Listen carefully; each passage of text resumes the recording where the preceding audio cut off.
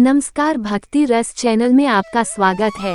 आप सभी को नवरात्रि की हार्दिक शुभकामनाएं। आज नवरात्रि का छठा दिन है। आज हम सुनेंगे माता के 9 रूप में से छठा रूप का वर्णन। इस दिन माँ दुर्गा के कात्यायनी रूप की पूजा की जाती है। इन 9 दिनों में माँ दुर्गा के 9 स्वरूपों की पूजा की जाती है। शास्त्रों में माँ कात्यायनी का रूप करुणामयी है। कहा जाता है कि इनकी पूजा से व्यक्ति को अपनी सभी इंद्रियों को वश में करने की शक्ति प्राप्त होती है। इनकी उपासना और आराधना से भक्तों को बड़ी आसानी से अर्थ, धर्म, काम और मोक्ष चारों फलों की प्राप्ति होती है। उसके रोग, शोक, संताप और भय नष्ट हो जाते हैं।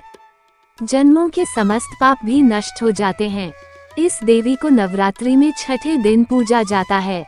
धर्म शास्त्रों की माने तो ऋषि कात्यायन के घर पुत्री के रूप में जन्म लेने के कारण ही माता का नाम कात्यायनी पड़ा। इनकी कृपा से ही सारे कार्य पूरे जो जाते हैं। ये वैद्यनाथ नामक स्थान पर प्रकट होकर पूजी गईं। माँ कात्यायनी अमोघ फलदायिनी है। भगवान कृष्ण को पति रूप में पाने के लिए ब्रज की गोपियों ने इन्हीं की पूजा की थी।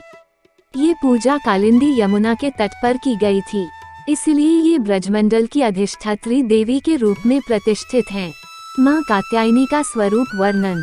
इनका स्वरूप अत्यंत भव्य और दिव्य है।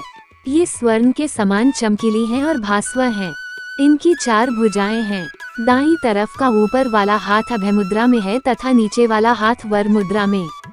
माँ के बाईं तरफ के ऊपर वाले हाथ में तलवार है व नीचे वाले हाथ में कमल का फूल सुशोभित है। इनका वाहन भी सिंह है। माता के इसी स्वरूप में महिषासुर दानव का वध किया था, इसलिए माँ कात्यायनी को महिषासुर मर्दिनी के नाम से भी जाना जाता है। सच्चे मन से माता की पूजा अर्चना करने से जीवन में आने वाली सभी बाधाएं दूर होती हैं। ये दिन खास तौर पर विवाह योग्य कन्याओं के लिए बेहद शुभ माना जाता है। माता की पूजा अर्चना करने से मनोकामना की पूर्ति होती है। माँ कात्यायनी का प्रिय रंग। धार्मिक ग्रंथों के अनुसार देवी कात्यायनी को महिषासुर मर्दनी के नाम से भी जाना जाता है। माँ को लाल रंग बेहद प्रिय है, इसलिए माँ श्रृंगार लाल रंग का करना चाहिए। ऐसे करें देवी की पूजा। सुबह जल्दी उठ जाएं और स्नानादि कर सभी नित्य कर्मों से निवृत्त हो जाएं। फिर देवी की तस्वीर या मूर्ति को एक चौकी पर स्थापित करें। एक पुष्प हाथ में लें और माँ के मंत्र का जाप करें। इसके बाद फूल को माँ के चरणों में चढ़ाएं।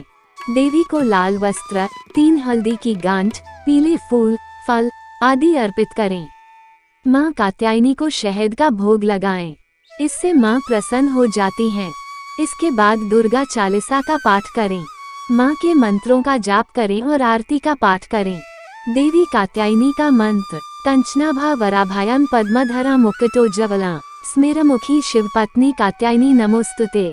चंद्रहासो जवलकरा शैलवरवाहना कात्यायनी शुभान दद्यात् देवी दानवघातिनी। या देवी सर्वभूतेषु शक्ति रूपेण संस्थिता।